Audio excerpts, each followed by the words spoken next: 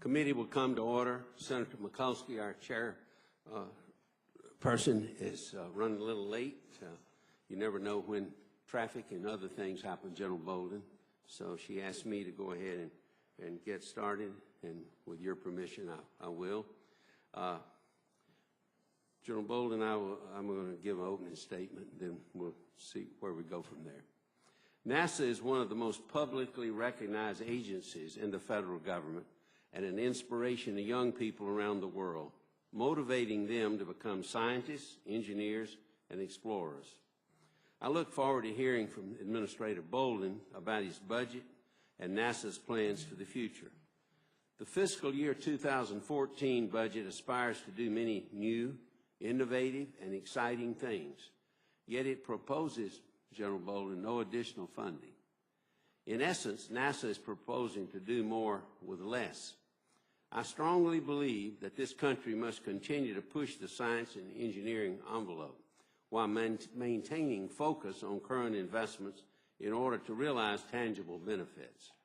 I'm concerned, General Bolden, that the budget before us is an example of chasing the next great idea while sacrificing current investments. This country has finite resources to invest, and while we're committed to NASA's mission, subjecting mission-critical activities to shoestring budgets because a more exciting idea has come along, I don't think is wise. Based on the proposed budget, as well as previous budgets, I have serious doubts about NASA's dedication to truly developing a heavy launch capability. I hope you will dispel that. While your testimony, Administrator Bolden, points out that NASA is building the world's most powerful rocket, the Space Launch System, the budget doesn't reflect NASA's commitment to that goal. Instead, it shows cuts to SSL vehicle development as far as we can see. This budget focuses, I believe, too heavily on maintaining the fiction of privately funded commercial launch vehicles, which diverts, I think, critical resources from NASA's goal of developing human spaceflight capabilities with the SLS. I've long been a supporter of public-private partnerships that use federal dollars to leverage private resources in everything. In this case, however, NASA has provided $1.5 billion to for-profit companies for the development of launch capabilities, but it's my understanding it has no idea how much money these companies are investing themselves, and according to NASA's budget office, General has no authority to ask. That's troubling. In addition, NASA has no ability to keep the projects on budget or on schedule because of the nature of the contract that was executed. It's also troubling that NASA paid these companies in spite of delayed milestones, shifting completion dates, and an altered final delivery schedule, and then had to provide additional payments in excess of $200 million so these projects could be successful. This sounds like a great arrangement for the companies, but I don't believe it's a great arrangement for the taxpayer. There are many unanswered questions about NASA's vision for the future and how it plans to achieve that vision.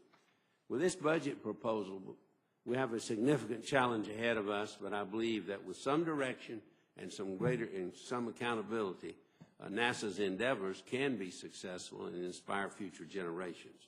I look forward to working with Chairman Mikulski and with you, Mr. Administrator, in the coming months.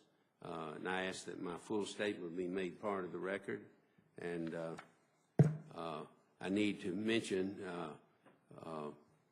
that the committee has taken Inspector General Paul Martin's testimony for the record, already, for what it's worth. Senator Cochran, you have an opening statement? Excuse me. Mr. Chairman, I'm pleased to join you in welcoming our distinguished witness to the committee today to review the budget requests for NASA for fiscal year 2014. I ask unanimous consent that my full statement be printed in the record. Without objection, it's ordered. General Bolden, I talked with you a few minutes ago, but we officially welcome you to the committee. Look forward to your testimony and a question and answer period. And I'm sure the chairwoman will join us soon. Sure. Thank you very much. Proceed as you wish. Thank you, sir. Mr. Chairman and members of the committee, first of all, let me, I know Chairwoman Mikulski is not here yet, and I've congratulated both of you in private on your ascension to the chairmanship and ranking membership of the full committee, and I want to congratulate you again and tell you how much I look forward to working with you in all aspects. I want to thank this committee for the opportunity to be here today to discuss NASA's 2014 budget request. Let me start again by thanking this committee for its continued bipartisan support of NASA and the world's second-to-none civil space program. That support is also reflected among the American people and in the White House, as evidenced by the President's $17.7 billion funding request for NASA. The budget reflects today's fiscal realities and aligns NASA's full spectrum of activities to meet the President's challenge to send humans to an asteroid in 2025 and to Mars in the 2030s. As part of the agency's overall asteroid strategy, NASA is planning a first-ever mission to identify, capture, and redirect an asteroid into orbit around the moon. This mission represents an unprecedented technological challenge, raising the bar for human exploration and discovery while helping protect our home planet and bringing us closer to a human mission to Mars in the 2030s. This budget also supports NASA's partnerships with American industry partners who are developing new ways to reach space. These partnerships are creating jobs and enabling NASA to focus on new technologies that benefit all of our missions. An industry partner, SpaceX, has begun resupplying the International Space Station with cargo launched from the U.S., and this past Sunday's successful test launch by Orbital Science of its Antares launch vehicle marks another significant milestone in NASA's plan to rely on American companies to launch supplies and astronauts to the International Space Station. Orbital is now poised for its first demonstration launch and mission to the International Space Station later this year. The administration is committed to launching American astronauts from U.S. soil within the next 4 years, and this budget provides the necessary resources to achieve this goal. This budget fully funds the International Space Station that remains the springboard to our next great leap in exploration. It also continues investments that are developing the SLS rocket and Orion crew vehicle that will take astronauts to deep space, and it supports driving the development of space technologies such as solar electric propulsion that will power tomorrow's missions and help improve life on Earth. This budget continues to build on our nation's record of breathtaking scientific discoveries and achievements in space, with science missions that will reach farther into our solar system and provide critical knowledge about our home planet. Among other science goals, the budget will sustain NASA's vital role in helping us understand Earth's systems and climate and the dynamics between our planet and our sun. These efforts will provide critical knowledge about our home planet and potential threats. We will continue our steady progress toward our next great observatory as we develop the James Webb Space Telescope, scheduled to launch in 2018. NASA's programs of innovative aeronautics research is pursuing an ambitious research agenda for substantially reducing aircraft fuel consumption, emissions, and noise. With the 2014 request, NASA begins a new $25 million a year advanced composites project that will focus on innovative composite materials and structures.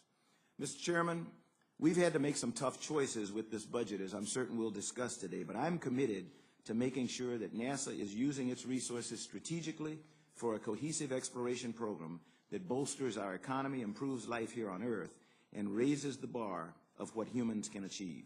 I look forward to your questions. Thank you, Administrator Bolden. It's hard not to call you General Bolden because we go back a while.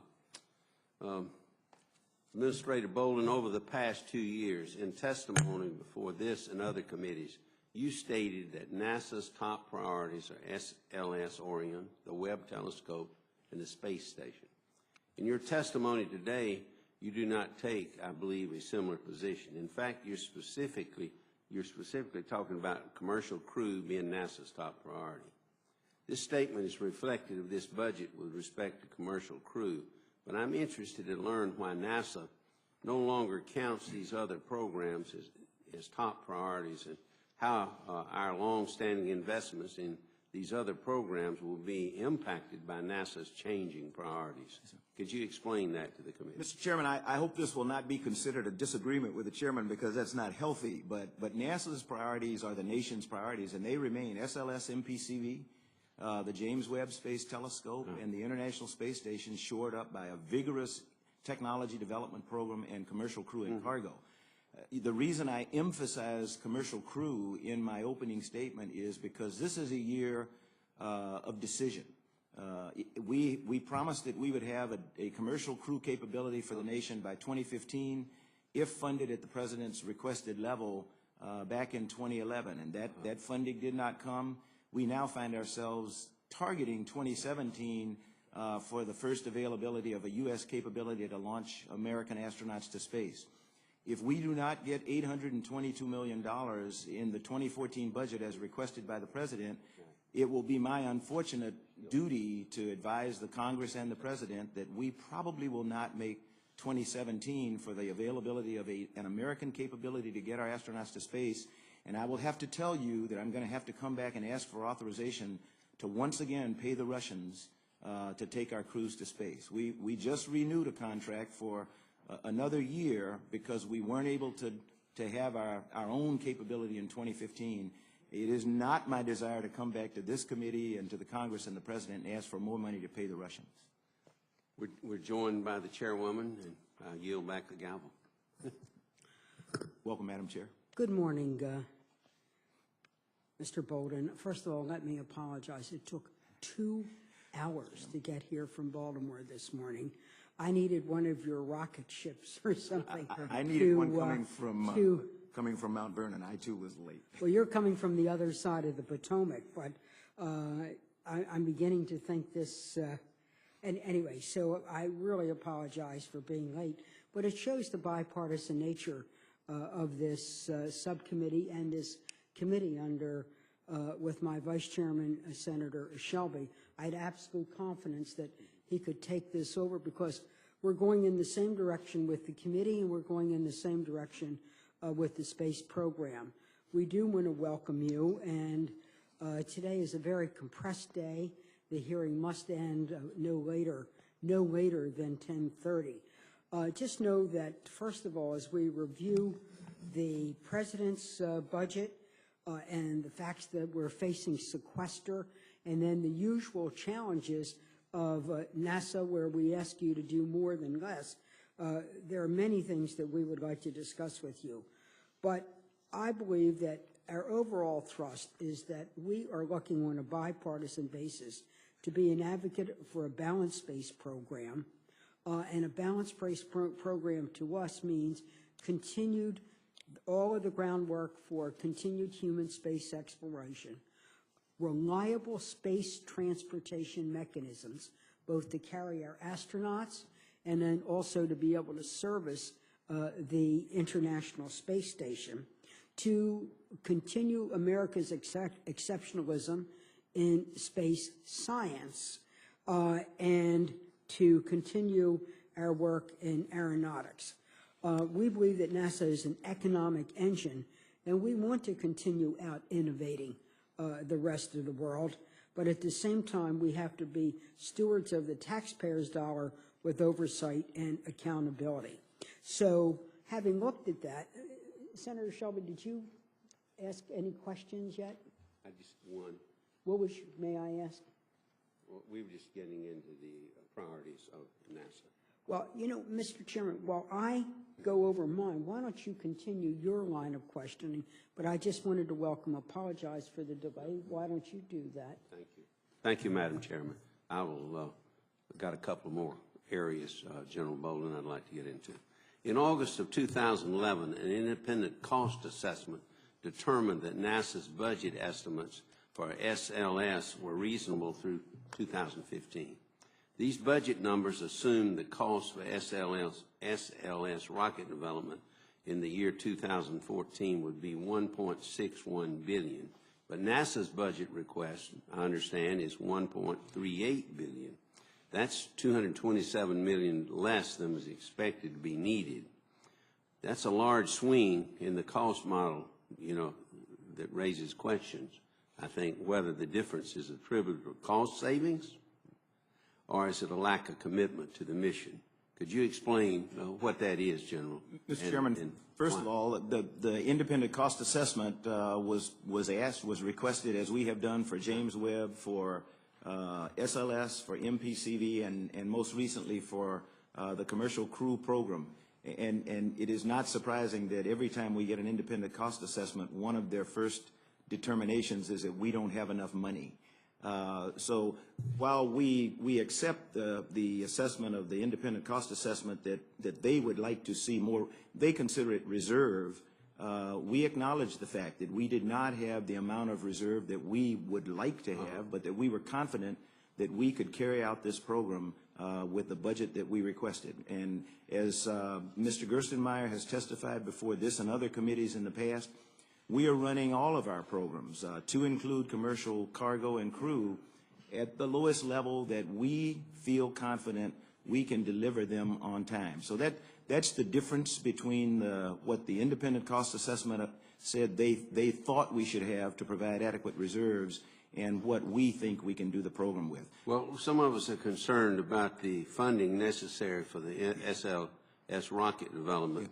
And of course the other components, but you know we're talking about SLS rocket, and if there's truly cost savings being realized, could you detail these actions to us, to the committee, and understand how similar measures are being applied across NASA's programs to achieve similar savings? I can say in other words, that we're concerned, and I hope there's not a lot of ground for it, about SSL, the rocket itself, not the component. Yeah, I could stand corrected by somebody in my organization, but we don't advertise that we have realized cost savings on the SLS program. What we have done is we've exercised efficient management of the program. Well, we like that. We have completed up, and when we talk about the SLS program, I do want to be careful that I include everything that's involved in that program. So we have completed significant upgrades to Launch Complex 39B that is being prepared for SLS. The B-2 test stand at Stennis is being prepared for main propulsion test, which is a critical part of the preparation of SLS for its 2017 launch.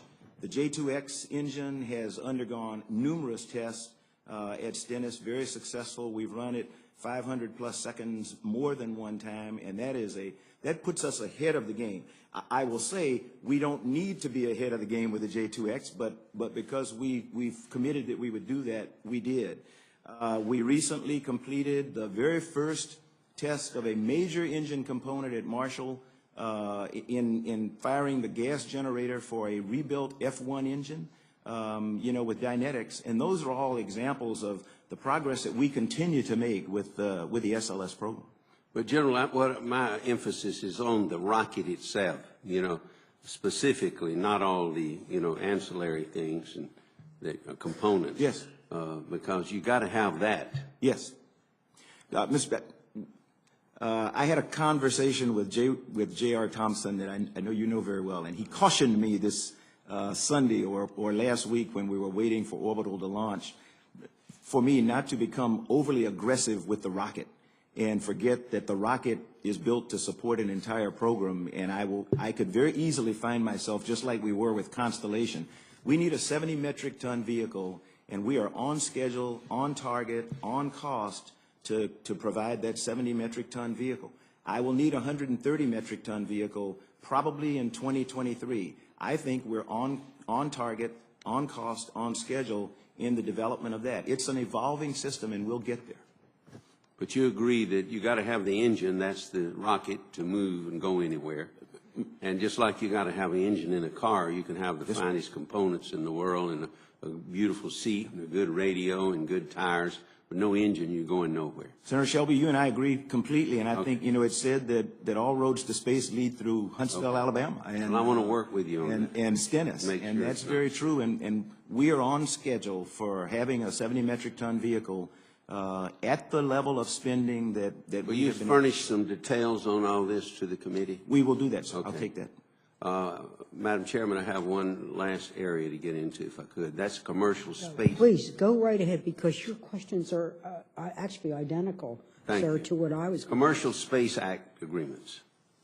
I alluded to that in my opening statement. NASA has used Space Act agreements rather than traditional federal government contracts to execute the commercial cargo and crew programs. These agreements lack transparency and incorporate significant schedule leniency. Traditional government contracts provide full insight and control over the contractor and the product throughout the process to protect the government's investment, ultimately the taxpayer. With respect to the Space Act agreements, it's my understanding that NASA has no authority to review the work of the contractors, audit their programs, or investigate in the event of an accident. Is that true? Mr. Chairman, that is a misconception of the capability of Space Act agreements. We have had satisfactory insight and oversight on both commercial crew and cargo. We have embedded teams in the factories of our commercial crew partners, and we're still working fully on Space Act agreements. They are an integral part, so we have sufficient insight for me.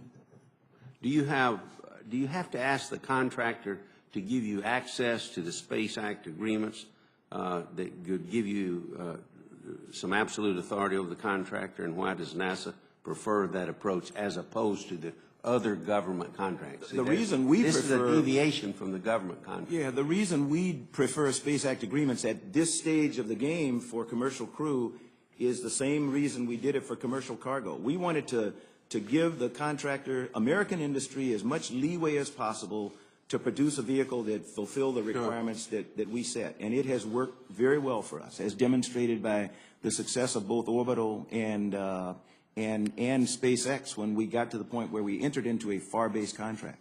Well, if you're the one that's paying the bill and they're doing it, it looks to me like that you should be in control of the destiny of that to a point, you know, through the contract system. Sir, it's a misconception that we don't know what they're paying into it. We are a partner.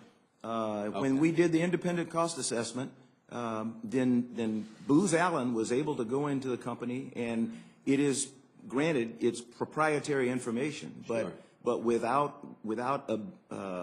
revealing what they had put into it, because that's competitive sensitive for them. We know about what each company has put into it.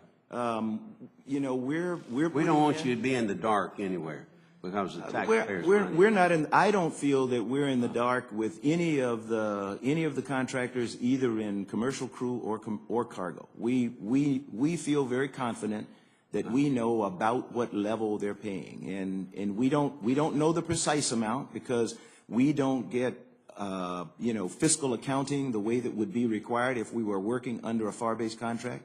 But they are now working under FAR-based contracts in the CCI cap program, which is going, not the CCI cap, but the requirements definition program. That's a FAR-based contract. We have total insight into everything that they're doing. So when we get ready to roll out the request for proposals here this summer, we'll be confident that we know what they're doing. We just know that this is a deviation from the regular government contracts. Most agencies don't have that NASA spends our money wisely. That's all. Yes, sir. And NASA uses Space Act agreements judiciously, but we use them widely because it enables us to do much more than any other agency in the government can do for the budget that we have. We use it as a budget tool. Thank you. Thank you, Madam Chair. I really, truly appreciate Senator Shelby's line of questioning because this goes to the balanced space program, and actually his questions were very much along the line that I was going to ask. I was troubled by the fact that there were decreases in the SNL rocket and Orion capsule program by $184 million. But let me get to where I am as the chair of the committee working with Senator Shelby. I'm worried. So let me tell you what I'm worried about. I believe that NASA has been constrained over several years now with staying roughly in the $17 to $18 billion range. We asked you to make estimates, and there's been a pattern not only in NASA but across all agencies to lowball estimates. Then those lowballing of estimates tend to be inaccurate. And then along comes something like Sequester, which has a tremendous impact on employees, both our civilian federal employees, our contractors, because NASA is truly a work with contractor agency and has a fairly good track record on that. And then we're going to get to the end of the day with a fiscal quagmire, unresolved. The space agency and other agencies, DOD is the same way, and others, underestimating what it's going to take, and then we end up with programs that falter or sputter. And in NASA's mission, faltering or sputtering really can blow the whole program. Yes. So you see where I am. Yes, ma'am. One set of dynamics, our fiscal quagmire, was shut down, slammed down politics that are not characteristic of this committee, in fact, just the opposite, that we have to resolve. And so my question to you, as we look at this, is that facing Sequester and facing the estimates in the president's budget, do you think you can keep these missions of NASA on track and online, or are we really asking for an almost impossible task of you, Director Bolden? And I mean it very sincerely. You are a very dedicated person. You were heading in a whole different life before President Obama asked you to take this job. Yes, I know. You were going to start a foundation oriented to sickle cell anemia. I mean, you were going to devote your life to inspirational motivation of young people and cracking a biomedical problem facing Americans. Now you're staying on for yet another tour of duty. So please, let's get realistic estimates so we know what we're really facing and what we should really be doing to maintain a balanced space program. Madam Chairman, I agree with you, and let me say, my assumption in recommending this budget to the President and the President's assumption in sending it to the Congress was that between him and all of you, the 100 senators and 400 plus members of Congress, we are going to solve the sequester problem in this budget coming out. If that is not done, then I will tell you right now, what I'm telling you about today, I can't do. And so you're going to see us come in and tell you that it will impact the priorities that NASA and the Congress agreed to. It will potentially impact JWST. It will definitely impact SLS MPCV. It will devastate commercial crew and cargo. We have contracts now for commercial cargo. I'll have to renegotiate those contracts. We won't fly the number of missions that we have. You know, right now we're flying 20 commercial cargo missions to the International Space Station over the next 5 years for $3-some-odd billion, an incredible value to the nation. I can't carry that out under sequester. I will probably in all probability, have to furlough civil servants, and we have avoided that. So sequester is not good, and I'm not telling anybody I can work a miracle. If we cannot get out from under sequester, all bets are off, and you are absolutely right. I'm going to come to you and tell you things that we're dropping off the plate. Well, this is the time to tell us. In other words, this is not in the future. Sequester is here now. So this is not, again, meant to be in any way pugnacious. So here goes. So let's look at the sequester issue. Yeah. And if we do not cancel or find a way to cancel sequester, or what would be the consequences? Would it be simply delays to these projects? Let's take three things. Let's take the James Webb. Let's take the SLS Orion. And let's take other important scientific programs. Yes, ma'am. Let me just say one quick thing. We are under sequester now, and so we're operating under 2013 budget sequestered. We have made adjustments such that it has not impacted our programs nor our people just yet. But we cannot do that in 2014. So you're absolutely right. So when will it actually affect you? In other words, everybody says sequester is a made-up crisis. No, it is. In other words, a made-up crisis. If you have to furlough people, when will you start doing it? If we do not come out from under sequester for the 2014 budget, we'll start furloughing people when the 2014 budget becomes effective.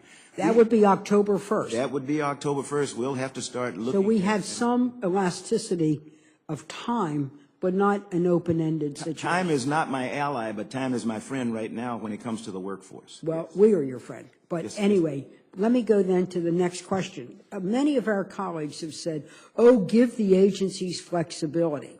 If you had flexibility, of which I wanted to do, and many on the other side of the aisle wanted, there were higher powers didn't, I wanted to give agencies a 1% transfer authority, reprogramming authority, so we could keep our constitutional prerogatives and that of this committee across programs, not across agencies.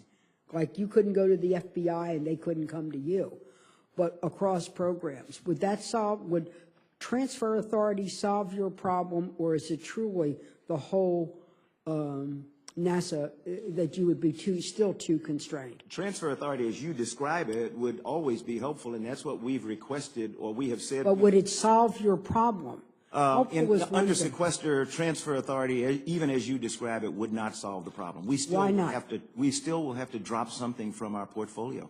We would become a $16.2 billion agency, and we're down almost $1 billion this year, and we're managing to do that. Sequester would take us down another huge notch, and then What is a number attached to a huge notch? I think right now we're operating at 16.8, and we would go down to 16.2 in 2014. I think is the right number, but I'll get back to you. Mr. Administrator, my time is moving along, and I'm going to be sure that Senator Cochran has an opportunity. What I would appreciate, and I think members of the committee, is what would be, you sent me a letter, I believe, in the consequences of that. Does that outline it pretty well? That outlines pretty well what the effect would be, and we gave you, at that time, we gave you what we knew, and things have probably gotten more dire. Well, then if you have an update or an annex, we would like to see. We will do that. Now, let me go right to one of our biggest scientific endeavors, the James Webb Telescope. And if we don't keep that on track, where we've already had overruns, I'm very concerned about. But if we don't keep the James Webb within making sure we maintain all standards and practices of accountability, I'm afraid that the James Webb overruns could begin to eat NASA alive. And you know I'm a big supporter of the James Webb Telescope. I believe it will keep America's exceptionalism in astronomy going beyond the Hubble, with not only the power of the Hubble, but would keep us as premier space astronomers for the next 50 years. So here is my question about that. Looking at the James Webb and the fact that there are now additional GAO reports that say there continue to be flashing yellow lights, could you give us the status of the James Webb Telescope? Is it online? How are we doing on maintaining the fiscal accountability that both you and Northrop Grumman promised me, and yet address the issues around the GAO? And then I'd like to turn to Senator. Yes, and Madam Chairman, as I mentioned to you the first time I called, nobody was as devastated as I was to find out the situation that James Webb was in. But as I promised you, when we restructured the program, we changed the management both in Northrop Grumman and NASA. We developed a new cost and schedule timeline. We are on schedule for a launch in 2018. We have a 14-month pad in the critical path for the telescope. The reference that you make to the GAO report refers to two instruments, near spec and near cam, that we saw the vendors were not going to be able to deliver on time, so we modified the schedule such that they could fit in, because it's critical that they be integrated into the telescope by the time it goes into the large test cell at the Johnson Space Center in the next few months. And they are now on schedule to be delivered and will be there. So we are on budget, we are on schedule, and I look at James Webb post your conversation with me as I do MAVEN and LDCM and some other missions, that by doing things differently than we always did them, we now are bringing in missions on cost, on schedule, and we have done that for most of the missions that we have launched in the last couple of years, and I'm very proud of that. we have a tremendous team that's really focused on the things that you asked us to focus on. Well, thank you very much. Senator Cochran? Madam Thank you Chair, for your patience, sir. thank you for allowing me to join your subcommittee for this hearing. It's a pleasure to serve as a member of the committee with such distinguished senators as you and Senator Shelby. Mr. Administrator, one of the facilities that NASA administers is the Space Center down on the Mississippi Gulf Coast, as you well know. Funding is needed from time to time to maintain its capabilities, and I'm here to see if the funding levels that are in the budget are sufficient to maintain the integrity of the test stand where you will test the engines before you actually commit them to a launch. And if there are deficiencies, I hope you will advise us what they are and your suggestions for dealing with them. Your hospitality when I come to Mississippi. Well, thank you very much. Well, you know, the President proposes and the Congress disposes. Yes, sir. And that's something that reflects the responsibilities of our body in participating in the decisions regarding funding and the expenditure of taxpayer dollars on federal programs. So your advice and your observations about the needs for funding are considered very important because we know that you're familiar with the test stand and how it is producing some funding, some additional resources for NASA, and we want to be sure that we do our part here to maintain the integrity of that facility. Yes, sir. Thank you. Mr. Administrator, there are many questions we'd like to continue to pursue, but there's been a special briefing call for senators on both North Korea and Syria, and as the Vice Chairman of the Defense Committee and we who are the appropriators, we need to attend that briefing. We want to thank you for your ongoing service, sir, and it is really noted and appreciated. You have a big job. We have a big job. And Senator Shelby and I were just talking about the fact that we want to return to a regular order of this committee where we would take bills one at a time. But in order to do that, we have to meet I have to give allocations between May 15th and May 20th. There's a discrepancy. The Taxpayers Relief Act tells us to mark up our bills at 302A at $1.05 trillion. Mr. Ryan has passed the budget at 96.66 and taken all of the cuts out of discretionary spending. So we've got that fiscal quagmire that I've talked about. But we're going to work together on a bipartisan basis, and we hope that the President, through his outreach to others, and the House would cooperate, and Mr. Ryan would appoint conferees, that there could be a reconciliation.